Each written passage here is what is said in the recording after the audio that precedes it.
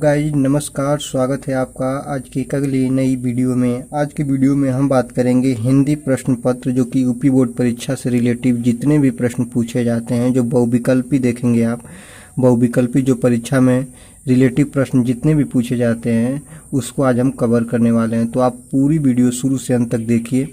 अगर वीडियो आपको अच्छी लगे तो वीडियो को लाइक करें और चैनल पर नए हैं तो चैनल को सब्सक्राइब करें, क्योंकि मैं आपको हिंदी प्रश्न पत्र या बोर्ड परीक्षा के एग्जाम की दृष्टि से सारी वीडियो लेकर आता रहता हूं। तो आप देखेंगे जितने भी प्रश्न हैं वो वेरी इंपॉर्टेंट प्रश्न हैं, आप इसको ज़रूर ध्यान दीजिए, क्योंकि यह किसी न किसी साल लगभग 2 या 3 प्रश्न जरूर परीक्षा में पूछे गए हैं। ये रिलेटिव प्रश्न है जो वेरी इंपॉर्टेंट प्रश्न है।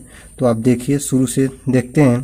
पहला है कि हिंदी का पहला मौलिक उपन्यास कौन सा है। जो आप देखेंगे हिंदी का पहला मौलिक उपन्यास के बारे में बात करें, मौलिक उपन्यास के बारे में, तो परीक्षा गुरु है। जो आप देखेंगे परीक्षा गुरु को हिंदी का पहला मौलिक उपन्यास माना जाता है, ठीक ना।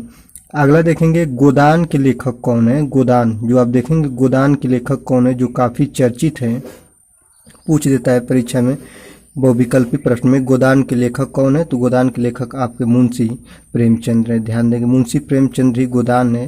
गोदान उनकी एक कहानी है जो मुंशी प्रेमचंद की रचित है, ठीक ना। आगे देखेंगे क्वेश्चन नंबर 3 है कि सरस्वती पत्रिका के संपादक थे कौन थे। तो सरस्वती जो पत्रिका है इसके संपादक आचार्य महावीर प्रसाद द्विवेदी जी हैं, ठीक ना। आचार्य महावीर प्रसाद द्विवेदी जी हैं, ध्यान देंगे, ठीक ना। आचार्य महावीर प्रसाद द्विवेदी जी। आगे देखेंगे कि हिंदी के प्रथम कहानीकार थे। तो हिंदी के प्रथम कहानीकार किशोरी लाल गोस्वामी को माना जाता है। किशोरी लाल गोस्वामी हिंदी के प्रथम कहानीकार के रूप में प्रसिद्ध है, ठीक ना। अगला देखेंगे क्वेश्चन नंबर 5, जो देखेंगे आप कि आचार्य रामचंद्र शुक्ल की एक रचना के लिखिए।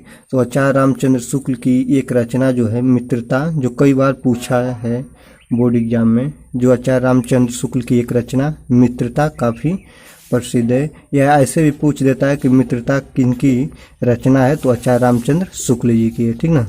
6 देखेंगे हिंदी के प्रथम कवि कौन थे। जो वेरी इंपॉर्टेंट प्रश्न है, वेरी इंपॉर्टेंट प्रश्न है, ठीक ना। वेरी इंपॉर्टेंट प्रश्न है कि जो देखेंगे हिंदी के प्रथम कवि कौन थे। तो हिंदी के प्रथम कवि जो थे आपके सरहप्पा थे, ठीक ना। आगे देखेंगे कि हिंदी का प्रथम महाकाव्य किसे माना जाता है। तो हिंदी का प्रथम महाकाव्य पृथ्वीराज रासो को माना जाता है। पृथ्वीराज रासो को हिंदी का प्रथम महाकाव्य माना जाता है, ध्यान देंगे, ठीक।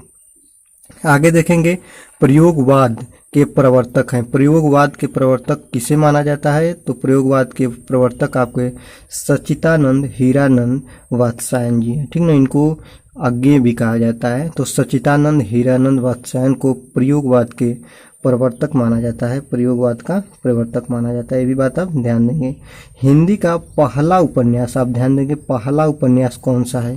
तो हिंदी का पहला उपन्यास आपका परीक्षा गुरु है, जो काफ़ी इम्पोर्टेंट है।